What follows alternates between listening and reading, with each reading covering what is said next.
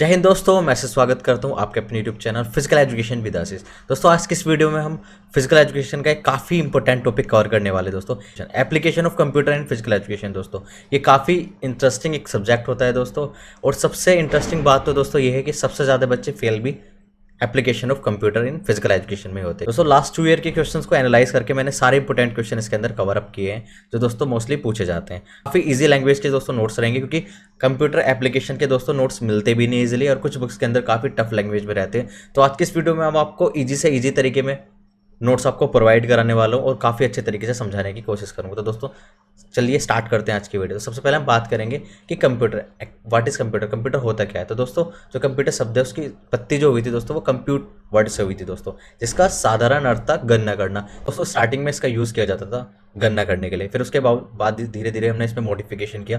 Modification करने के बाद दोस्तों हम अपने डाटा को भी इसके अंदर स्टोर करने लगे, जो भी हमारे सूचनाएं थी वो इसके अंदर हम एकत्रित कर देते थे। फिर उसके बाद दोस्तों आउटपुट के रूप में हम उसे बाहर निकाल देते थे। तो शुरुआत दोस्तों जो हुई थी अबेकस से हुई थी, जो गणना के रूप में किया जाता था जिसका प्रयोग। फिर धीरे धीरे दोस्तों इसके अंदर मॉडिफिकेशन होना स्टार्ट हुआ, और आज के युग में सभी क्षेत्रों में मोस्टली कंप्यूटर का उपयोग किया जाता है। और बिना कंप्यूटर के कोई भी ऐसा क्षेत्र आज के इस समय में बचा ही नहीं है जो ईजी ना बना रहा हो किसी भी क्षेत्र को। तो दोस्तों फिजिकल एजुकेशन की काफ़ी बेहतर बना रहा है ये। तो अब हम आगे बात करेंगे दोस्तों। तो कंप्यूटर बेसिक ऑफ 5 टाइप के कंप्यूटर होते हैं, ठीक है। Digital, analogue, hybrid, atomic and opticals computer, ठीक है। तो जो डिजिटल कंप्यूटर है वो गणना करने में सक्षम होता है। जो स्टार्टिंग हुई थी वो गणना करने वाले कंप्यूटर से हुई थी दोस्तों, जिसको डिजिटल कंप्यूटर कहा जाता है।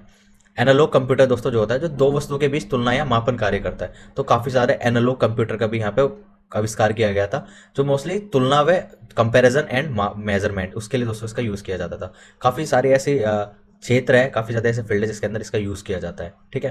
अब हम बात करेंगे हाइब्रिड। तो हाइब्रिड जो कंप्यूटर होते हैं दोस्तों वो डिजिटल कंप्यूटर होते हैं और एनालॉग कंप्यूटर, उन दोनों का मिश्रण होते हैं, ठीक है। तो वो उन दोनों के ही कार्य कर लेते हैं, ठीक है। और बाकी जो लास्ट दो हमारे एटॉमिक एंड ऑप्टिकल्स कंप्यूटर है दोस्तों, ये थोड़े यहाँ पे स्पेसिफिक कंप्यूटर होते हैं, जिसको थोड़ा सा एडवांस कंप्यूटर भी कहा जाता है, ठीक है। तो कंप्यूटर की संरचना के आधार पर इसको 3 भागों में बांटा गया है जो कंप्यूटर है, क्योंकि ये सारे क्वेश्चंस आते हैं। तो जैसे इनपुट डिवाइस है, सेंट्रल प्रोसेसिंग यूनिट है जिसको सीपीयू कहते हैं, आउटपुट यूनिट है। ये क्वेश्चन दोस्तों पूछे गए, इसलिए मैं इसके अंदर कवर अप कर रहा हूँ। तो इनपुट यूनिट की बात कर लेते हैं कि इनपुट डिवाइस या इनपुट यूनिट होती क्या एक्चुअल में। तो दोस्तों इनपुट यूनिट के अंदर क्या चीज़ों को ग्रहण किया जाता है, ठीक है। तो ग्रहण करने के लिए दोस्तों क्या होता है, जैसे फॉर एग्जांपल हम अपनी आंखों से देखते हैं किसी चीज़ को, तभी हमें उसकी संरचना का पता लगता है। कानों से सुनते हैं तभी हमें उसका पता लगता है। तो एक तरीके से आंखों और कानों से जो हम सूचनाएं अपने मस्तिष्क तक पहुंचा रहे हैं वही इनपुट डिवाइस काम करता है। तो जो भी सूचनाएं होती है दोस्तों, तो इनपुट डिवाइस के माध्यम से ही वो सूचना कंप्यूटर के अंदर ग्रहण की जाती है, ठीक है। तो जैसे कि कंप्यूटर के अंदर किस प्रकार से वो सूचनाएं ग्रहण की जाएगी दोस्तों, ठीक है। तो जैसे कि फॉर एग्जांपल मैं कोई भी हम डाटा उसके अंदर स्टोर करते हैं, ठीक है। तो डाटा स्टोर करने के लिए हम कीबोर्ड का यूज़ करते हैं, माउस का यूज़ करते हैं। बहुत सारे ऐसे डिवाइस रहते हैं जिसके माध्यम से हम अपनी सूचनाओं को कंप्यूटर के अंदर भेजते हैं। तो वो भेजते हैं हम इनपुट डिवाइस यानी इनपुट यूनिट के माध्यम से, ठीक है। अब बात करेंगे सीपीयू यानी सेंट्रल प्रोसेसिंग यूनिट। तो सीपीयू दोस्तों क्या होता है, सीपीयू को जिस प्रकार से एक मनुष्य का मस्तिष्क उस इंसान के समस्त शरीर को कंट्रोल करता है, वैसे ही सीपीयू भी कंप्यूटर के समस्त हिस्सों के दोस्तों कंट्रोल करता है। यानी कि सीपीयू सेंट्रल प्रोसेसिंग यूनिट ही दोस्तों कंप्यूटर को पूरी तरीके से नियंत्रित करता है, ठीक है। सभी सूचनाओं को केंद्रित करता है, सभी सूचनाओं पर नज़र रखता है, ठीक है, अपने अंदर स्टोर करके रखता है। और अगर कोई भी प्रॉब्लम आती है तो दोस्तों सीपीयू उसका संकेत दे देता है, ठीक है। तो सेंट्रल प्रोसेसिंग यूनिट को भी हमने 3 भागों में बांट रखा है दोस्तों, कंट्रोल यूनिट, अंकगणितीय लॉजिक यूनिट या मेमोरी यूनिट, जिसको हम दोस्तों बोलते हैं अर्थमेटिक लॉजिक यूनिट, ठीक है। तो कंट्रोल यूनिट होती है, अर्थमेटिक लॉजिक यूनिट और मेमोरी यूनिट होती है, 3 यूनिट इसके अंदर होती है। तो कंट्रोल यूनिट की बात कर लेते हैं दोस्तों। तो इस यूनिट का कार्य यह सुनिश्चित करना होता है कि कंप्यूटर अभिष्ट कार्यों को निर्देश अनुसार सही कर रहा है। जैसे कि बहुत सारे हम कोई डाटा उसके अंदर स्टोर कर रहे हैं, डाटा उसमें से निकाल रहे हैं, हम कुछ भी XYZ उसमें काम कर रहे हैं, MS एक्सेल MS वर्ड कोई भी उसमें क्रिया कर रहे हैं, तो क्या वो सही तरीके से हो रही है, उसमें कोई इश्यू या कोई एरर तो नहीं आ रहा है, कोई भी असुविधा तो नहीं हो रही है। तो वो सारा काम होता है कंट्रोल यूनिट के अंतर्गत, ठीक है। तो दोस्तों कंट्रोल यूनिट, मेमोरी यूनिट और अर्थमेटिक लॉजिक यूनिट दोनों के बीच स्थित होता है दोस्तों, और उनके डेटा को ये स्थानांतरित करता है, ठीक है, उनके डेटा को कंट्रोल करता है। अब बात करते हैं हम अर्थमेटिक लॉजिक यूनिट के बारे में। यह यूनिट मेमोरी से आए डेटा को जांचता है, जो मेमोरी से डेटा आता है उसको जांचता है और वापसी मुख्य मेमोरी को प्रेषित कर देता है। यानी कि इसका काम होता है मोस्टली जो डेटा आ रहा है उस डेटा को जांचना और फिर वापस सही स्टोर कराना मेमोरी कार्ड के अंतर्गत, ठीक है। इस यूनिट में अंकगणितीय और लॉजिकल क्रियाएं दोनों ही होती है दोस्तों। इसके अंदर अर्थमेटिक लॉजिक दोनों ही दोस्तों क्रियाएं इसके अंदर होती है। फॉर एग्जाम्पल मैं बात करूँ जमा घटा गुना भाग, ये सब चीजें इसके अंदर होती है, जबकि लॉजिक क्रियाएं अंकगणितीय क्रियाओं पर नियंत्रित करती है, ठीक है। तो अर्थमेटिक का मतलब दोस्तों जो भी हमारी प्लस माइनस या जोड़ गुना घटा भाग जिस तरीके की भी क्रियाएं होती है, और लॉजिक यूनिट दोस्तों उन पर नियंत्रित करती है। तो सिंपल सही है कि हमारी जो भी दोस्तों जो भी हमारा डाटा होता है वो अर्थमेटिक लॉजिक यूनिट के अंतर्गत वहाँ पे स्टोर होता है। अब मेमोरी यूनिट की बात कर लेते हैं दोस्तों। तो मेमोरी यूनिट की अगर बात करें, जिस प्रकार हमारे मस्तिष्क में बातें याद रहती है उसी प्रकार यूनिट डेटा गणनाएं परिणाम समेट के रखता है, ठीक है। तो मेमोरी यूनिट के अंदर ही वो सब चीज़ समेट के हम रखते हैं और आवश्यकता पड़ने पर आउटपुट के रूप में बाहर भेजते हैं। इनपुट के रूप में उसको ग्रहण करते हैं और आउटपुट के रूप में उसको बाहर भेजते हैं। दोस्तों कंप्यूटर की क्षमता को उसकी मेमोरी की क्षमता के अनुसार ही आंका जाता है। तो मेमोरी की क्षमता को बाइट में मापा जाता है, जैसे कि 1 किलो बाइट के अंदर 1024 बाइट होती है। ये क्वेश्चन भी दोस्तों पूछ लिया जाता है शॉर्ट क्वेश्चन के अंदर। तो सामान्यतः मेमोरी सेंट्रल प्रोसेसिंग का एक भाग होता है। मेमोरी का संबंध अंकगणितीय एवं लॉजिक यूनिट यानी कि अर्थमेटिक लॉजिक यूनिट से होता है। मेमोरी यूनिट एएलयू को डेटा स्थानांतरित कर सकता है, ठीक है। तो किसी कंप्यूटर में मेमोरी निम्न प्रकार की होती है दोस्तों, दो प्रकार की इसके अंदर मेमोरी पाई जाती है, वैलेटाइल और नॉन वैलेटाइल, ठीक है। तो जो वैलेटाइल मेमोरी होती है, पावर सप्लाई जब बंद हो जाती है तो वह नष्ट हो जाती है, तो उसको हम बोलते हैं वैलेटाइल। और नॉन वैलेटाइल जो मेमोरी होती है, जो जिसमें जो भी सूचनाएं होती है वो पावर बंद होने के बाद नष्ट नहीं होती, ठीक है। तो दो टाइप्स के इसके अंदर इन्होंने दिखा रखा है, इस प्रकार की मेमोरी होती है। बाकी हम बात कर लेते हैं कंप्यूटर की जो मेमोरी होती है उनको निम्नलिखित दो श्रेणियों में बांटा गया है। तो इसकी श्रेणी है, ठीक है, रैम और रोम। रोम को बोलते हैं दोस्तों रीड ओनली मेमोरी और रैम को बोलते हैं रैंडम एक्सेस मेमोरी। तो इसको हम पढ़ लेते हैं दोस्तों ये क्या होती है। तो हम बात करेंगे रोम की, ROM। तो रीड ओनली मेमोरी, इसमें फर्मवेयर भी पाया जाता है। यह एक ऐसी मेमोरी होती है जिसके एक बार कुछ लिखकर मैन मेमोरी में संचित किया जाता है परंतु उसमें कोई परिवर्तन नहीं किया जाता। यानी कि एक बार हमने एडिट करके इसको सेव कर दिया या स्टोर कर दिया, उसके बाद हम उसमें कोई भी चेंजमेंट नहीं कर सकते। इसको बोलते हैं रीड ओनली मेमोरी, यानी उसको सिर्फ रीड कर सकते हैं, उसमें किसी तरह का कोई चेंजमेंट नहीं कर सकते, ठीक है दोस्तों। तो ये क्या होता है दोस्तों, ये इस तरह की जो मेमोरी होती है वो जो कंप्यूटर बनाते हैं उस टाइम पे उसके अंदर यहाँ पे फिल्ड की जाती है, सबमिट कर देते हैं, उसके बाद उसमें कोई चेंजमेंट नहीं कर सकता है, ठीक है। एक बार इसके अंदर वो होती है। इसको नॉन वैलेटाइल मेमोरी भी दोस्तों कहा जाता है। अब बात करते हैं रैंडम एक्सेस मेमोरी। ये मेमोरी थोड़े समय के लिए होती है तथा इसे वैलेटाइल मेमोरी भी कहा जाता है। यह मेमोरी पावर सप्लाई बंद कर दिए जाने पर नष्ट हो जाती है, ठीक है। तो थोड़ी तेज होती है, इसकी जो जितनी इसकी कैपेसिटी तेज होती है उतना ही हमारा कंप्यूटर भी स्मूथली चलता है, ठीक है।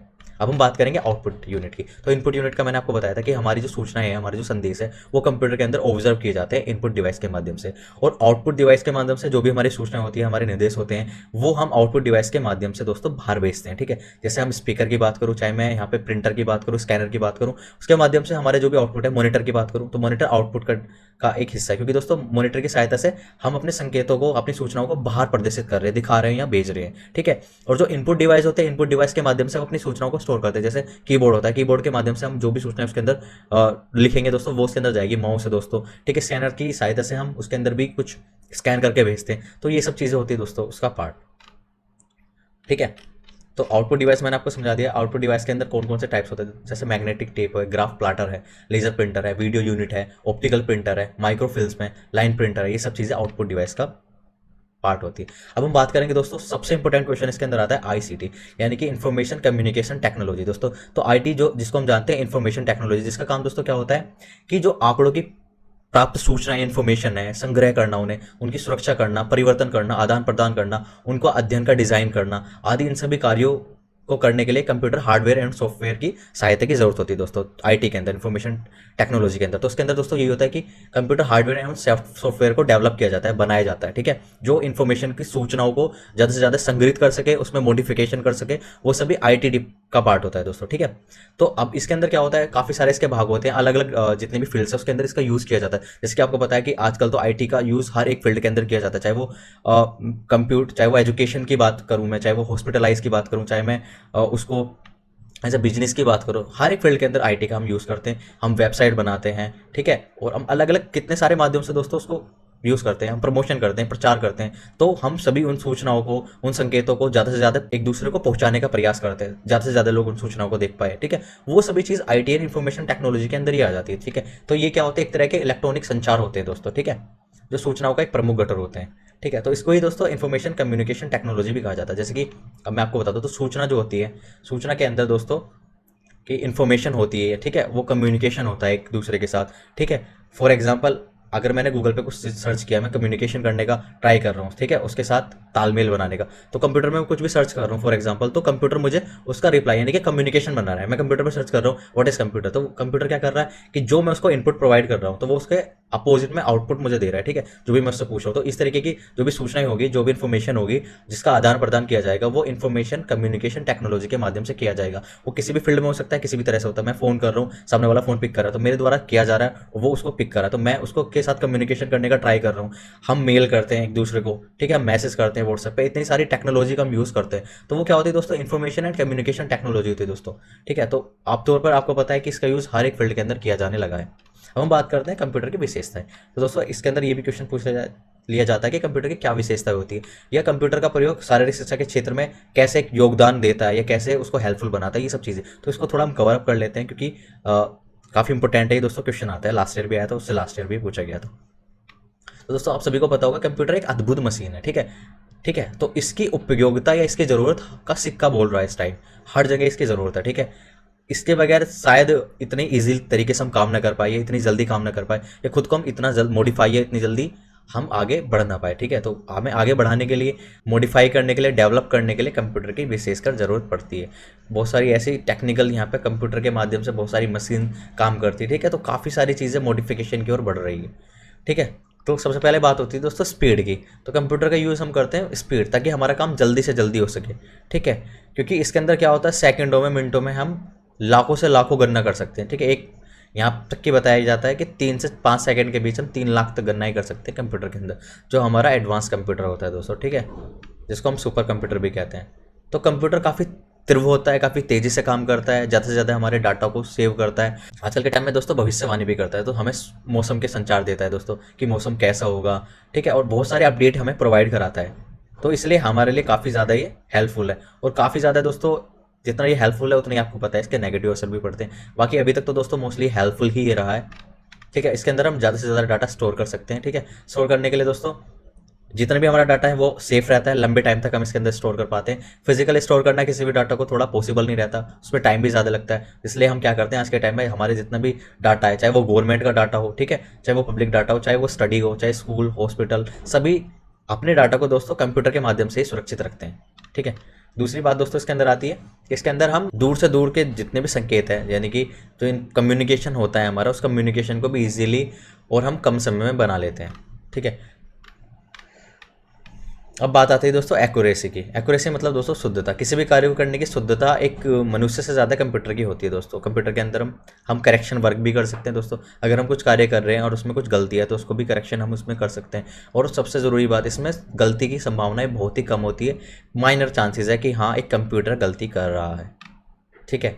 और ये बिना थके बिना रुके काफ़ी लंबे समय तक कार्य कर सकता है, ठीक है। तो इसलिए भी हम कंप्यूटर का यूज़ करते हैं, क्योंकि काफ़ी लंबे टाइम तक ये काम करता है दोस्तों। तो हम बात करेंगे दोस्तों शारीरिक शिक्षा के क्षेत्र में कंप्यूटर का क्या उपयोग है, और किस तरीके से ये शारीरिक शिक्षा के क्षेत्र को इतना व्यापक कर रहा है, या क्या योगदान दे रहा है दोस्तों। तो आपको पता हो दोस्तों कि जो हमारा स्पोर्ट्स एंड फिजिकल एजुकेशन की फील्ड है दोस्तों, वो दिन पर दिन काफ़ी तरक्की कर रही है, काफ़ी उसके अंदर अपडेट हो रहे हैं, ठीक है। और दोस्तों आपको पता होगा कि फिजिकल एजुकेशन एंड स्पोर्ट्स के अंदर इतने ज़्यादा इन्वेंशन हो रहे हैं, ठीक है, मॉडिफिकेशन हो रहे हैं, वो सभी कंप्यूटर की सहायता से ही हो पा रहे हैं। काफ़ी टाइम पहले दोस्तों एक स्पोर्ट्स पर्सन को एक ट्रेनिंग देने के लिए भी काफ़ी लंबा टाइम लगता था, उसका ट्रेनिंग शेड्यूल बनाने में, उसका डाइट प्लान बनाने में, ठीक है। लेकिन आज कंप्यूटर की सहायता से हम वो काफ़ी इजीली बना पा रहे हैं, काफ़ी इजीली हम उस पर प्रोग्रेस का भी रिपोर्ट बना लेते हैं कि क्या प्रोग्रेस कर रहा है, कितना प्रोग्रेस कर रहा है।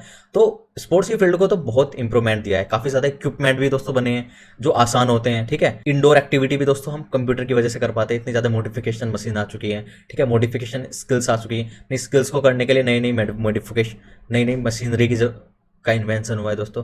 तो फिजिकल एजुकेशन एंड स्पोर्ट्स की फील्ड तो काफ़ी, तो दोस्तों फिजिकल एजुकेशन एंड स्पोर्ट्स की फील्ड पे तो कंप्यूटर एप्लीकेशन का काफ़ी ज़्यादा असर पड़ा है। उसने इजी बना दिया है इसके सारे प्रोसेस को, राइट करनी होती है तो अगर वो उसको मैनुअली लिखेगा दोस्तों तो उसमें काफ़ी टाइम लगेगा, तो आज हम कंप्यूटर की सहायता से इजीली उसको लिख सकते हैं, ठीक है। उसके अलावा दोस्तों जितने भी बायोमैकेनिकल्स रिसर्च के अंदर भी दोस्तों हम उसका प्रयोग करते हैं, जैसे कि आपको पता है कि जितने भी बायोमैकेनिकल शोध होती है दोस्तों, ठीक है, नए नए इक्विपमेंट का आविष्कार होता है, जितनी भी हमारी मूवमेंट्स होती है उसको इजीली हम स्कैन कर सकते हैं, स्कैन नहीं कर सकते हैं। जैसे कि आजकल हम देखते हैं कि हम आईपीएल वगैरह क्रिकेट देखते हैं तो उसके अंदर ये बॉलर इतनी अच्छी बॉलर का स्पीड का क्या रीज़न है, इस प्लेयर को किस तरीके से वो इस शॉट्स को एक्यूरेसी के साथ लगा रहा है, तो क्या उसका बॉडी मूवमेंट है, क्या उसका बॉडी का एंगल है, किस तरीके से वो कर रहा है। या उसेन बोल्ट को कभी हम देखते हैं कि उसेन बोल्ट क्यों इतना तेज 100 मीटर 200 मीटर फिनिश करता है। तो वो सारे के सारे एनालाइज करते हैं उस चीज़ को कि क्या रीज़न है, क्या रीज़न है कि नीरज चोपड़ा ने गोल्ड मेडल जीता या अदर प्लेयर उससे बेटर है। तो वो सब रीजन कंपैरिजन होता है एक दूसरे प्लेयर्स के अंदर, किसकी सहायता से दोस्तों, कंप्यूटर एप्लीकेशन की सहायता से। इतने अच्छे अच्छे सॉफ्टवेयर आज की डेट में बन गए हैं जो हमारी फिटनेस को इंप्रूव कर देते हैं दोस्तों,